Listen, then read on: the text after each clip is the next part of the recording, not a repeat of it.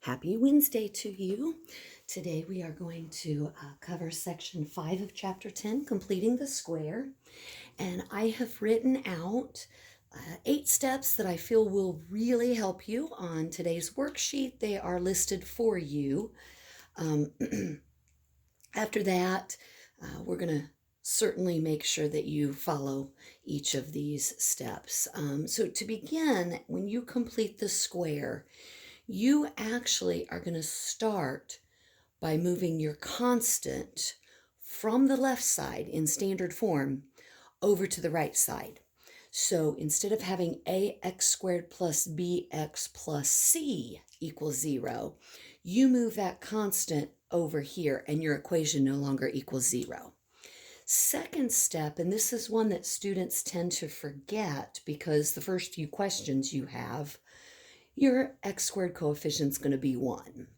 But if that lead coefficient is not 1, you have to divide each of the terms in the equation by that lead coefficient so that it is a 1 before you do anything with completing the square. Once you have that done, this is going to be, it's going to seem like kind of a side track, but this is actually the key to completing the square. You're going to actually write what does b equal. You're going to put what b divided by 2 equals, and then you're going to put b divided by 2 squared. And this is what the original problem has in it. These two are going to be super important as you go to complete the square. On the worksheet, it simply goes from dividing b by 2 to taking b divided by 2 and squaring it. I have had most success when I have students write it out here, here, then here. When you get this third number, this b over 2 squared, you're going to add that to both sides of the equation. You are then going to be able to factor the left side of the equation. All of this work is simply so that you can now factor this equation. Once you have it factored, it's going to factor into a perfect square trinomial, which means you will be able to square root that left side. That will eliminate your x squared term and you'll be able to solve it.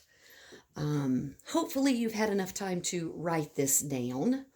And if not, it is on your worksheet, so I suggest you write it. And again, if you don't have your notes, you might want to just be writing this on a separate sheet of paper, and then when we get back to school, we will stick those sheets maybe in your notebook to kind of help you out with this chapter.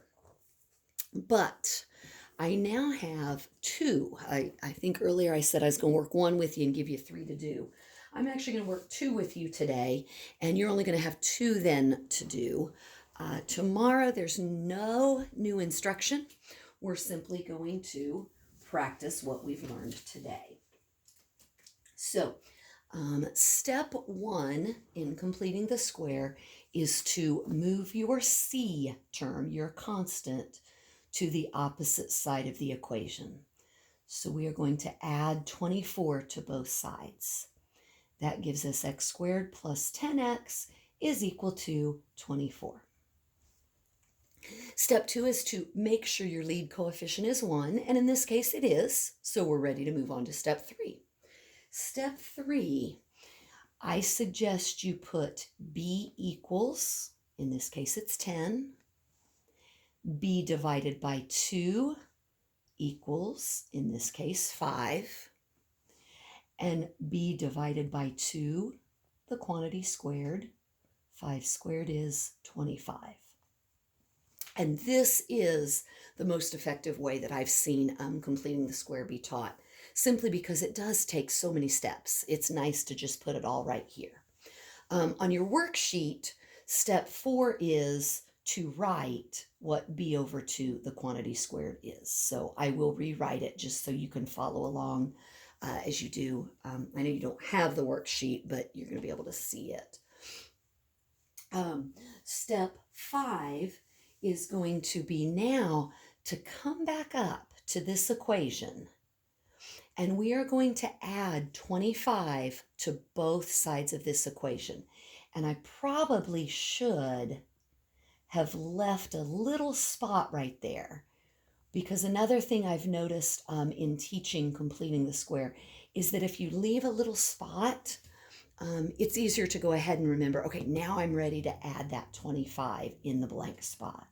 So you've got x squared plus 10x plus 25. What you do to the left side, you have to do to the right side. So we're going to take 24 plus 25. So this is the plus 25 that we just put on either side of the equation. What's awesome about this is that this is a perfect square. When you square root 25, you get 5. 5 times 2 is 10.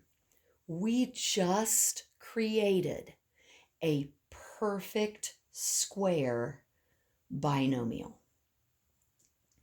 And what you do is square root this x squared to be an x, square root this 25 to be a 5. And you just factored this trinomial into a perfect square. You're taking this term right here and putting it in your parenthesis, is always how it will work. You add this to both sides, and whatever this is square rooted is what you put in your parenthesis. 24 plus 25 is 49, which is kind of convenient, because now this should look like what we did yesterday. You are undoing this square by square rooting. Square root the left, square root the right, you get x plus 5 is equal to a positive or a negative. In this case, square root of 49, I can simplify to 7. And hopefully this last step also looks familiar from yesterday.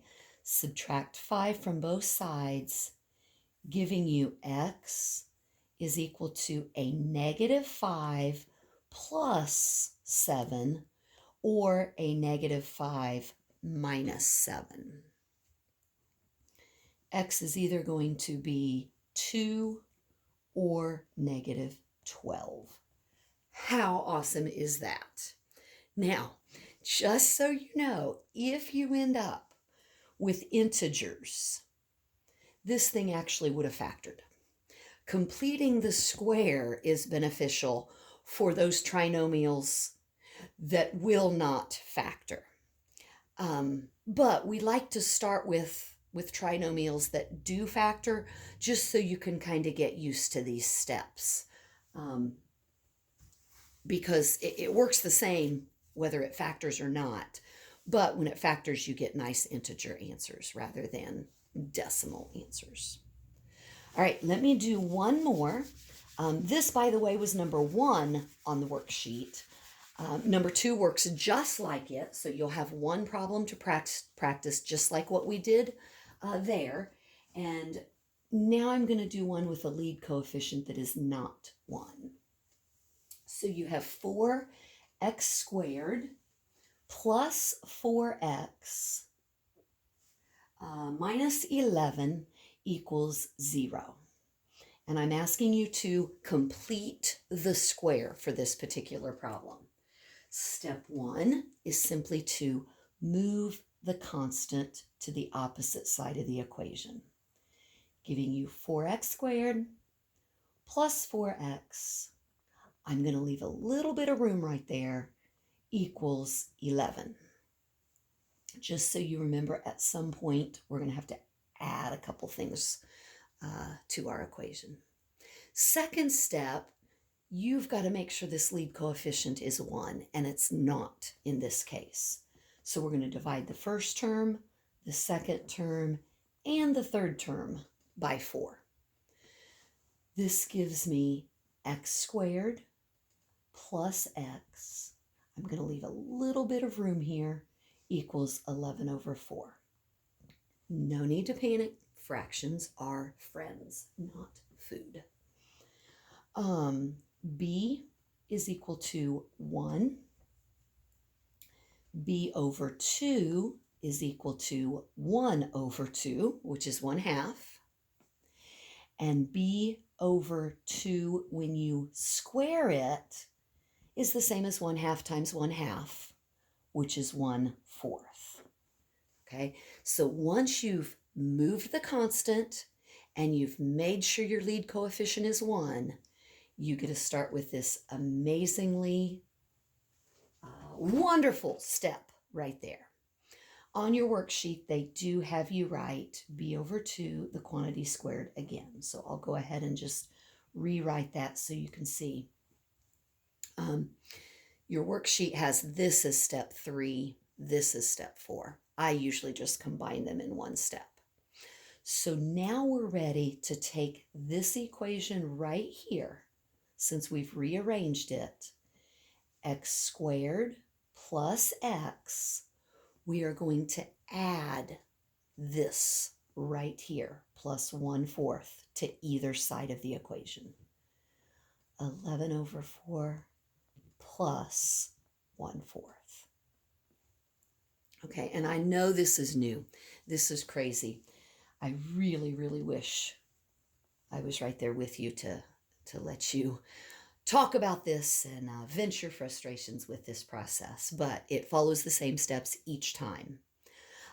Once you have added 1/4 to both sides, you are ready to write your perfect square. And that's going to be x. Because this is a plus, you will put a plus. If this happened to be a minus, if your x term right here was a negative, you would put a minus. But in this case, it is a plus, and whatever this was, square rooted.